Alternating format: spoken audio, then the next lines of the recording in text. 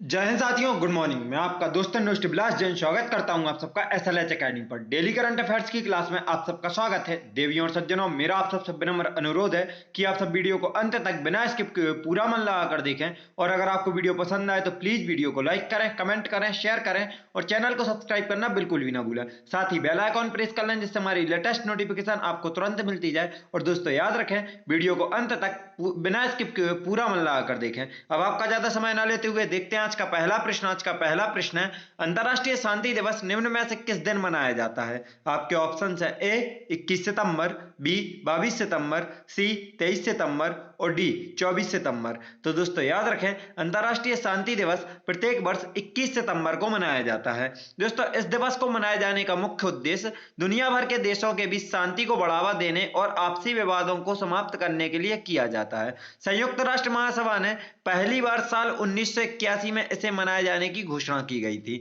तो दोस्तों याद रखें, इसको किसके द्वारा मनाया जाता है? संयुक्त राष्ट्र महासभा द्वारा मनाया जाता है। इसको मनाए जाने की घोषणा 1981 में की गई। पहली बार 1982 में मनाया गया। 1982 से लेकर साल 2001 तक अंतरराष्ट्रीय शांति दिवस को सितंबर माह के तीसरे मंगलवार को मनाया गया। तो दोस्तों याद रखें, 2001 तक इसकी कोई फिक्स तारीख नहीं थी। यह सितंबर के तीसरे मंगलवार को मनाया जाता था। लेकिन 2 दशक बाद मतलब अंतरराष्ट्रीय शांति दिवस को सितंबर माह के 2001 में 2 दशक बाद 2001 में संयुक्त राष्ट्र महासभा ने एक राय से इस दिन को अहिंसा और युद्ध विराम का दिन घोषित किया और इसकी तारीख भी फिक्स कर दी 21 सितंबर। इसके बाद अभी तक हर साल 21 सितंबर के दिन अंतरराष्ट्रीय शांति दिवस मनाया जा रहा है। अंतरराष्ट्रीय शांति दिवस 2021 की theme recovering better for an equitable and sustainable world. बहुत अच्छे से याद रखें दोस्तों,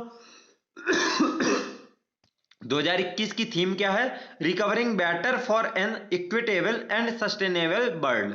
देखते हैं आज का अगला प्रश्न। आज का अगला प्रश्न है, विश्व बौद्धिक संपदा संगठन WIPO के द्वारा जारी ग्लोबल इनोवेशन इंडेक्स 2021 रैंकिंग में भारत कौन से स्थान पर रहा है? आपके ऑप्शन है ए 17वें स्थान, बी 99वें स्थान, सी 46वें स्थान और डी 22वें स्थान। तो दोस्तों याद रखें, विश्व बौद्धिक संपदा संगठन WIPO के द्वारा जारी ग्लोबल इनोवेशन इंडेक्स 2021 रैंकिंग में भारत 46वें स्थान पर रहा है। दोस्तों ग्लोबल इनोवेशन इंडेक्स दुनिया भर के 132 देशों और अर्थव्यवस्थाओं के नवाचार प्रदर्शन के बारे में विस्तृत मैट्रिक्स प्रदान करता है। इसके 80 से संकेतक राजनीतिक वातावरण, शिक्षा, बुनियादी ढांचे और व्यापार परिष्कार सहित नवाचार की व्यापक दृष्टि का पता लगाते हैं। इस रैंकिंग में पहले स्थान पर स्विट्जरलैंड, स्वीडन दूसरे स्थान पर और अमेरिका तीसरे स्थान पर रहा। भारत की रैंकिंग 46 रही, याद रखें दोस्तों। अब अगर हम विगत वर्षों में देखें तो भारत ने 35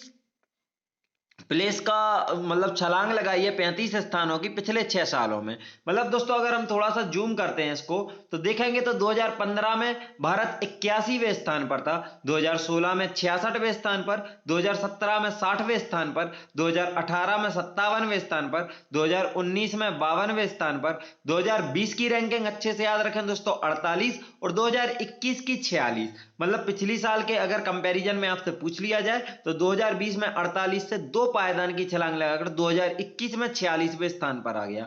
नजर डालेंगे दोस्तों विश्व बौद्धिक संपदा संगठन की तरफ तो इसका मुख्यालय जिनेवा स्विट्जरलैंड में स्थित है। इसकी स्थापना 14 जुलाई 1967 को हुई थी। इसके वर्तमान में 193 सदस्य देश हैं तथा वर्तमान महानिदेशक डैरेन टैंग है। याद रखें दोस्तों, महानिदेशक कौन है? Daren Tang. और इस क्वेश्चन से बहुत अच्छे से जो चीजें आपको याद रखनी, भाई एक बार फिर से रिपीट कर दे रहा हूं, विश्व बौद्धिक जारी ग्लोबल इनोवेशन इंडेक्स 2021 रैंकिंग में पहले स्थान पर स्विट्जरलैंड, दूसरे स्थान पर स्वीडन, तीसरे स्थान पर अमेरिका।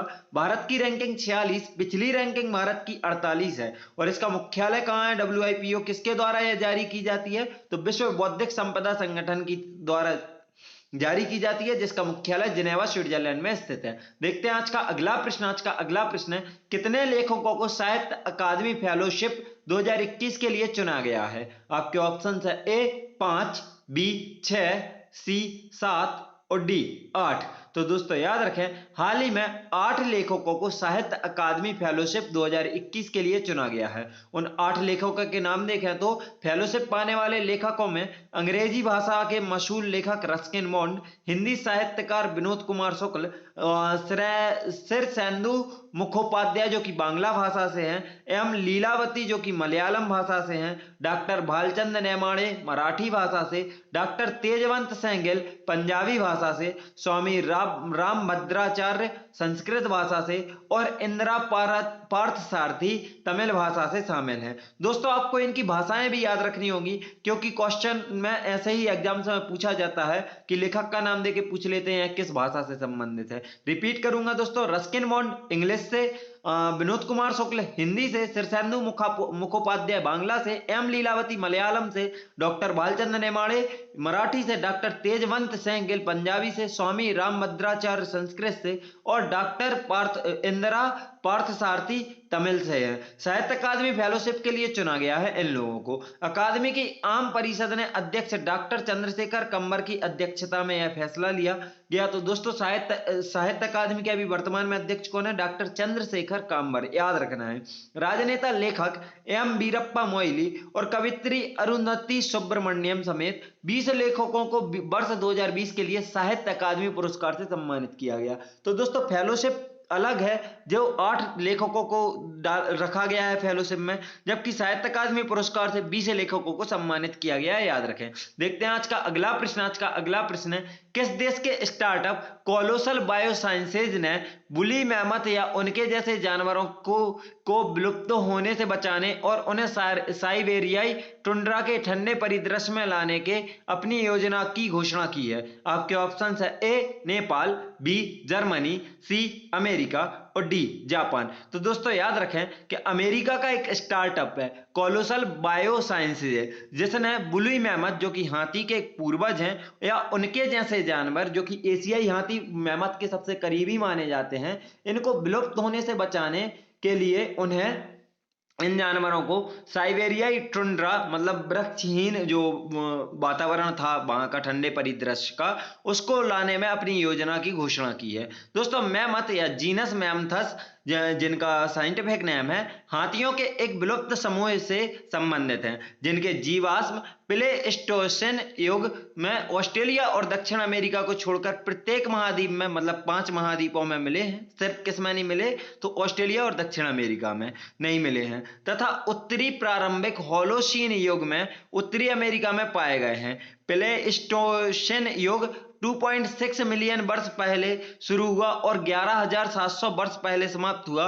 होलोसीन युग 11,700 वर्ष पहले शुरू हुआ और वर्तमान तक जारी है। तो दोस्तों हमारा युग कौन सा है? होलोसीन युग, आपको याद रखना है। और मैमथ किसके पूर्वज हैं? तो हाथियों के पूर्वज हैं, यह भी आपको याद रखना है। देखते हैं आज का अगला प्रश्न है, अंतरराष्ट्रीय एवं लिस्ट ए क्रिकेट को मिलाकर 20,000 रन बनाने वाली दुनिया की पहली महिला क्रिकेटर निम्न में से कौन बन गई हैं? आपके ऑप्शन है ए स्मृति मंधाना, बी सैफाली वर्मा, सी मिताली राज और डी दीप्ति शर्मा।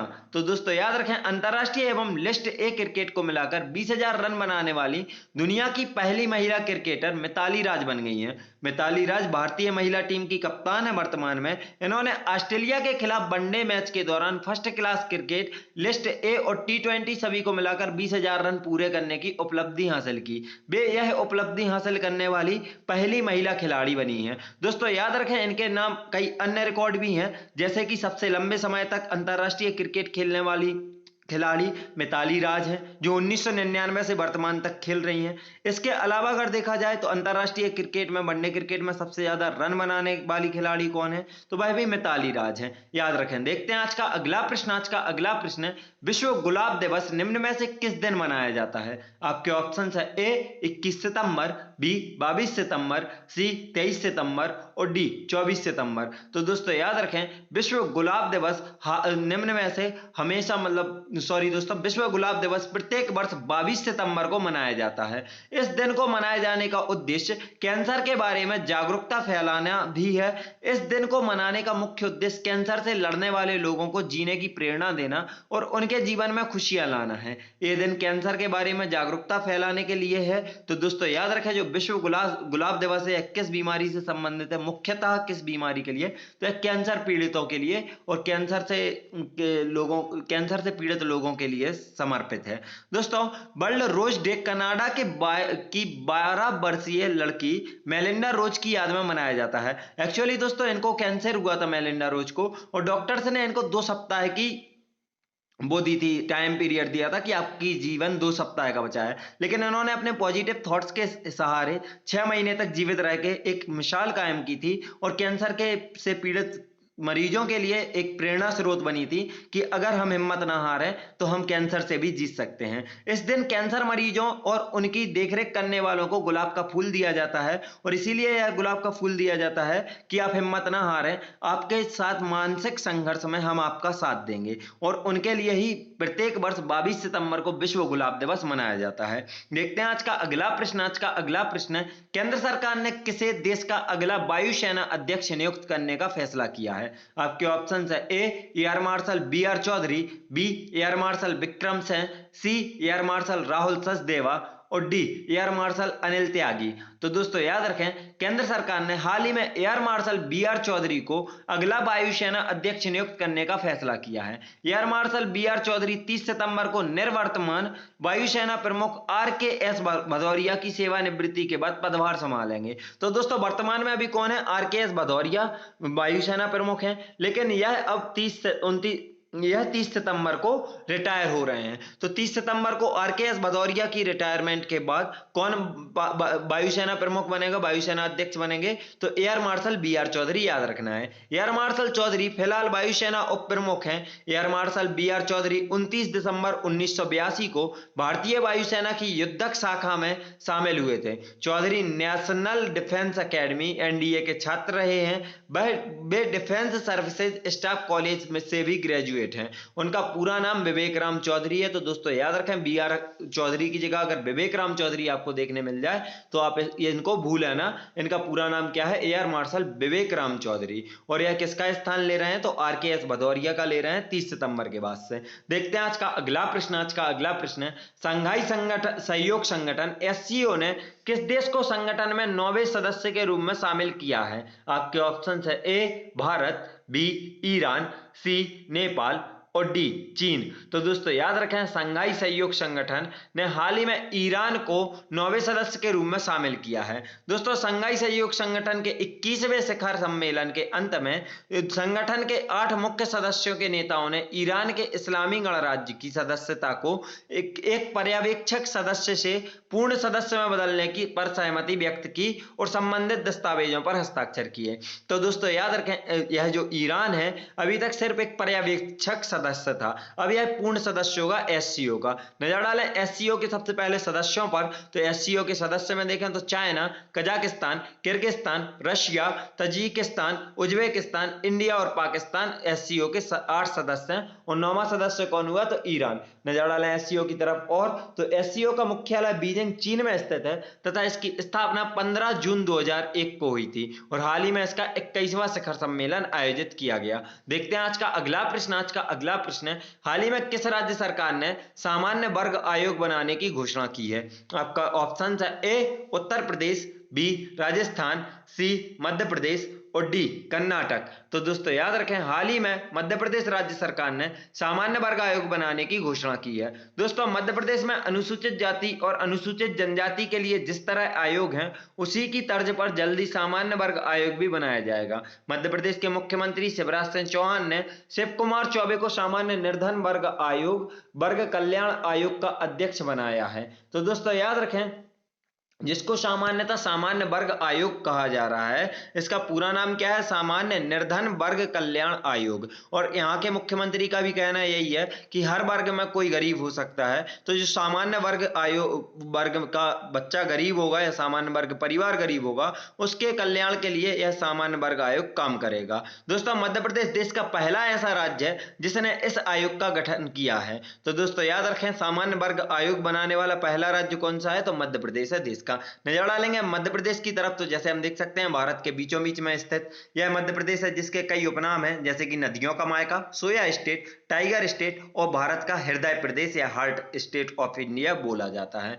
दोस्तों मध्य प्रदेश की सीमा 5 राज्यों से गुजरात, राजस्थान, उत्तर प्रदेश, छत्तीसगढ़ और महाराष्ट्र से लगती है। नजर डालेंगे दोस्तों अब हम मध्य प्रदेश की डिटेल्स की तरफ, तो मध्य प्रदेश की राजधानी भोपाल है। मध्य प्रदेश की स्थापना 1 नवंबर 1956 को हुई थी। मध्य प्रदेश के राज्यपाल वर्तमान में मंगूभाई छगनभाई पटेल तथा मुख्यमंत्री शिवराज सिंह चौहान है। दोस्तों याद रखें मध्य प्रदेश सन 2000 तक, जब तक छत्तीसगढ़ मध्य प्रदेश से अलग नहीं हुआ था, भारत का क्षेत्रफल के दृष्टिकोण से सबसे बड़ा राज्य था। मध्य प्रदेश के पड़ोसी राज्य आपको बताएं, महाराष्ट्र, गुजरात, राजस्थान, उत्तर प्रदेश, छत्तीसगढ़। मध्य प्रदेश की प्रमुख नदियां देखें तो नर्मदा, ताप्ती, बेतवा, सोन, चंबल, छिप्रा आप याद रखिएगा, क्योंकि छिप्रा के किनारे उज्जैन महाकाल की नगरी स्थित है, जहां पर मध्य प्रदेश में कुंभ का मेला लगता है, इसलिए छिप्रा आपको याद रखनी है, भी मध्य प्रदेश की एक प्रमुख नदी है। बाकी आपको नर्मदा, ताप्ती, बेतवा, सोन, चंबल के अलावा मध्य प्रदेश में बहुत सारी सैकड़ों नदियां का उद्गम होता है, इसीलिए मध्य प्रदेश को नदियों का मायका कहा जाता है, आपको याद रखना है। आगे हम देखेंगे वन एवं राष्ट्रीय उद्यान, तो याद रखें अगर आपसे पूछा जाए कि किस प्रदेश में सर्वाधिक राष्ट्रीय उद्यान स्थित हैं, तो आपको याद रखना है मध्य प्रदेश में। अब इनके नाम देखें हम, तो जीवाश्म राष्ट्रीय उद्यान, इंदिरा प्रियदर्शनी राष्ट्रीय उद्यान, पेंच नेशनल पार्क, माधव राष्ट्रीय उद्यान, संजय नेशनल पार्क, वन विहार राष्ट्रीय उद्यान, सतपुड़ा राष्ट्रीय उद्यान, पन्ना राष्ट्रीय उद्यान, कान्हा राष्ट्रीय उद्यान और बांधवगढ़ राष्ट्रीय उद्यान यहाँ के प्रमुख राष्ट्रीय उद्यान है। दोस्तों नजर डालेंगे बांधों की तरफ मध्य प्रदेश में, तो मध्य प्रदेश में गांधी सागर बांध बना है चंबल नदी पर, जो कि भारत में चंबल नदी पर बनने वाले 4 प्रमुख बांधों में से एक है। तो 4 प्रमुख बांध आपको कई बार याद करवाए हैं, याद रखें। कैसे याद रखना है? गजरा, गा से गांधी सागर, जा से जवाहर सागर, रा से राणा प्रताप सागर और एक और बचता है कोटा बैरेज, जो कि चंबल नदी पर राजस्थान में स्थित है। अब इनमें से याद रखें मध्य प्रदेश में सिर्फ गांधी सागर है, बाकी 3 बांध हैं जो कहाँ हैं, तो यह राजस्थान में बने हुए हैं। बांध कहाँ है मध्य प्रदेश में? तो मंदसौर और नीमच जिलों में स्थित है। कौन सा? गांधी सागर बांध। नदी कौन सी है? चंबल नदी। दूसरा बांध देखें तो बाण सागर बांध या बाण सागर बांध मध्य प्रदेश में गंगा बेसिन में स्थित सोन नदी पर एक बहुउद्देशीय नदी घाटी परियोजना है। तो दोस्तों याद रखें सोन नदी का उद्गम कहाँ है? अमरकंटक से है, अमरकंटक की पहाड़ी से है। और यह कहाँ जाके गंगा में मिलती है? तो पटना के पास जाके गंगा में मिलती है। इसको यह भी बोला जाता है कि प्रायद्वीपीय भारत से मैदानी भाग से निकलने वाली सबसे बड़ी गंगा की सहायक नदी कौन सी है? तो सोन नदी याद रखना है। मध्य प्रदेश में नर्मदा नदी पर बनने वाले 30 प्रमुख बांधों में से एक बरगी बांध पहले पूर्ण किए गए, मतलब बांधों में से एक है। तो दोस्तों याद रखें बरगी बांध, मतलब आपसे पूछा जाए कि नर्मदा नदी पर बना सबसे पहला बांध कौन सा है, तो बरगी बांध। यह कहां? तो मध्य प्रदेश में जबलपुर में स्थित है। नर्मदा नदी पर सबसे बड़ा बांध कौन सा है? तो सरदार सरोवर बांध गुजरात में है, याद रखना है। बाड़ी तहसील रायसेन जिले में बारना नदी पर बारना बांध एक गुरुत्व बांध है। साथ ही आपको दोस्तों नर्मदा नदी की उद्गम बता दें तो यह भी अनूपपुर जिले के अमरकंटक से निकलती है और यह पश्चिम की ओर बहती है।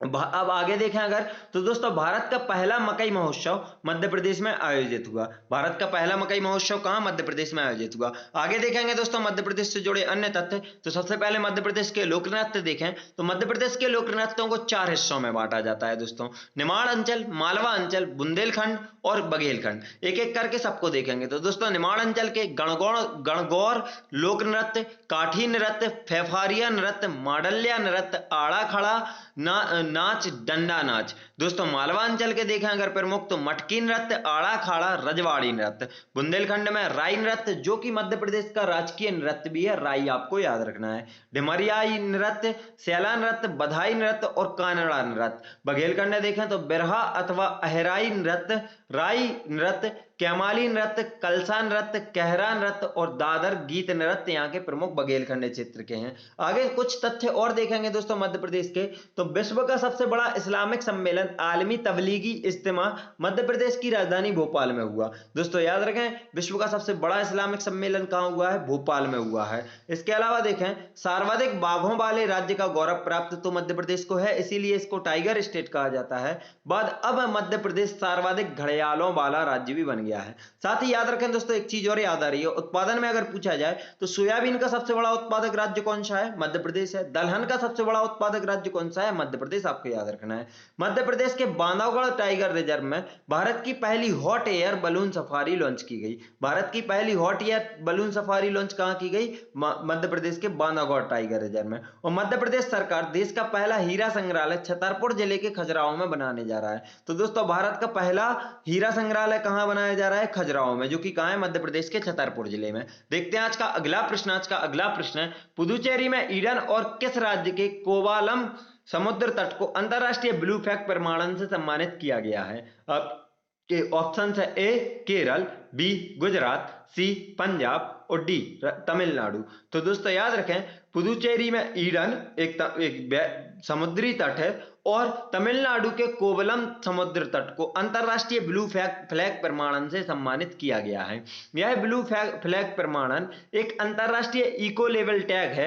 इसके साथ ही भारत में ऐसे समुद्री तटों की कुल संख्या 10 हो गई है जिसे ब्लू फ्लैग प्रमाणन दिया गया है। तो दोस्तों, इसके पहले 8 समुद्री तटों को और ब्लू फ्लैग प्रमाणन दिया गया था। 2 कौन से? तो पुदुचेरी में ईडन और तमिलनाडु में कोवलम को नया दे दिया गया है। पहले से शामिल 8 ब्लू फ्लैग बीचेस में कौन कौन से हैं? तो याद रखें, शिवराजपुर बीच गुजरात, घोगला बीच दीव, कासरकोड बीच कर्नाटक, कप्पड़ बीच केरल, ऋषिकोंडा की बीच आंध्र प्रदेश, गोल्डन बीच ओडिशा, राधानगर बीच अंडमान और निकोबार और पदुबिद्री बीच कर्नाटक हैं।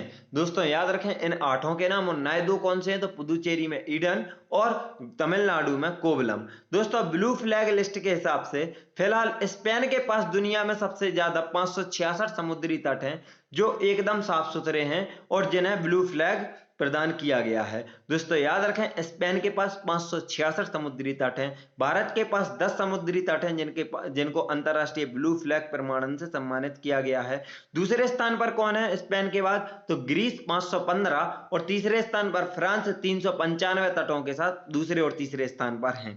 देखते हैं आज का अगला प्रश्न। आज का अगला प्रश्न है, संयुक्त राष्ट्र प्रायोजित द्वारा किस प्रधानमंत्री को एसडीजी प्रोग्रेस अवार्ड से सम्मानित किया गया है? आपके ऑप्शन है ए नरेंद्र मोदी, बी शेख हसीना, सी शेर बहादुर देउवा और डी महेंद्रा राजापक्षे। तो दोस्तों याद रखें, संयुक्त राष्ट्र प्रायोजित द्वारा बांग्लादेश की प्रधानमंत्री शेख हसीना को एसडीजी प्रोग्रेस अवार्ड से सम्मानित किया गया है। दोस्तों यह पुरस्कार संयुक्त राष्ट्र प्रायोजित sustainable development solution network SDSN द्वारा प्रदान किया जाता है। याद रखें दोस्तों, किसके द्वारा? सस्टेनेबल डेवलपमेंट सॉल्यूशन नेटवर्क द्वारा प्रदान किया जाता है। यह अवार्ड उन्हें गरीबी को समाप्त करने, ग्रह की रक्षा के साथ साथ सभी के लिए शांति और समृद्धि सुनिश्चित करने के लिए दिया गया है। SDSN की स्थापना 2012 में संयुक्त राष्ट्र महासचिव के तत्वाधान में प्रमुख अर्थशास्त्री और विकास रणनीतिकार प्रोफेसर जेफरी डी सैक्स द्वारा की गई थी। तो दोस्तों याद रखें, किसके द्वारा की गई थी? प्रोफेसर जेफरी डी सैक्स द्वारा इसकी स्थापना की गई थी। कब की गई थी? 2012 में SDSN की स्थापना। देखते हैं आज का अगला प्रश्न। आज का अगला प्रश्न है, 23 सितंबर को विश्व भर में कौन सा दिवस मनाया जाता है? आपके ऑप्शन है ए अंतरराष्ट्रीय सांकेतिक भाषा दिवस, बी अंतरराष्ट्रीय हिंदी भाषा दिवस, सी अंतरराष्ट्रीय अंग्रेजी भाषा दिवस और डी अंतरराष्ट्रीय फ्रेंच भाषा दिवस। तो दोस्तों याद रखें, 23 सितंबर को विश्व भर में अंतरराष्ट्रीय सांकेतिक भाषा दिवस मनाया जाता है। दोस्तों विश्व में जो लोग सुन या बोल नहीं सकते, उनके हाथों, चेहरे और शरीर के हाव भाव से बातचीत की भाषा को सांकेतिक भाषा यानी साइन लैंग्वेज कहा जाता है। पहली बार यह दिवस 2018 में मनाया गया था। तो याद रखें, अंतरराष्ट्रीय सांकेतिक भाषा दिवस पहली बार कब? 2018 में मनाया गया था। इसके अलावा सितंबर के पूरे अंतिम सप्ताह को International Week of the Deaf यानी अंतरराष्ट्रीय बधिरता सप्ताह के रूप में मनाया जाता है। दोस्तों वर्ल्ड फेडरेशन ऑफ डेफ के अध्यक्ष वर्तमान में जोसेफ जे मुर्रे हैं। इसकी स्थापना 23 सितंबर 1951 को हुई थी और इसी वर्ल्ड फेडरेशन ऑफ डेफ की स्थापना दिवस 23 सितंबर के कारण ही अंतर्राष्ट्रीय सांकेतिक भाषा दिवस 23 सितंबर के दिन मनाई जाती है। इसकी स्थापना कहाँ हुई थी दोस्तों? तो रोम, इटली की राजधानी रोम में हुई थी, जबकि इसका मुख्यालय हेलसिंकी फिनलैंड में स्थित है। बहुत अच्छे से याद रखें दोस्तों, मुख्यालय कहाँ है? हेलसिंकी फिनलैंड में, जबकि स्थापना कहाँ हुई है? रोम, इटली में। कब हुई है? 23 सितंबर 1951 को। साथ ही याद रखें दोस्तों, यह जो International Week of the Deaf मनाया जाता है सितंबर माह के अंतिम सप्ताह में, यह 1958 से हर वर्ष मनाया जा रहा है। वीडियो हमारी यहीं समाप्त होती है दोस्तों। वीडियो को अंत तक देखने के लिए आप सभी का धन्यवाद। अगर आप सबको यह क्लास पसंद आई है, कंटेंट यूजफुल लगा है और लेस टाइम कंज्यूमिंग लगा है, तो प्लीज वीडियो को ज्यादा से ज्यादा शेयर करें, ज्यादा से ज्यादा सपोर्ट करें, और अगर आप चैनल पर नए हैं तो चैनल को सब्सक्राइब जरूर करें। वीडियो लाइक भी करें और कमेंट में अपना फीडबैक दें। अगर कोई सुधार की गुंजाइश है तो वह जरूर बताएं। अगर आप हम सबसे social media like Facebook, Instagram और टेलीग्राम पर जुड़ना चाहते हैं तो आप हमें डिस्क्रिप्शन बॉक्स से लिंक द्वारा फॉलो कर सकते हैं। अगर आपको इस क्लास की पीडीएफ चाहिए तो आप हमारे टेलीग्राम चैनल SLH अकेडमी को ज्वाइन कर सकते हैं। वीडियो को अंत तक देखने के लिए आप सभी का धन्यवाद। अगर आप सबको वीडियो पसंद आई हो तो प्लीज वीडियो को लाइक करें, कमेंट करें, शेयर करें और चैनल को सब्सक्राइब करना बिल्कुल ही ना भूलें। साथ ही बेल आइकॉन प्रेस कर लें जिससे हमारी लेटेस्ट नोटिफिकेशन आपको तुरंत मिलती जाए। वीडियो को अंत तक देखने के लिए एक बार फिर से धन्यवाद। जय हिंद, जय भारत, आपका दिन मंगलमय हो।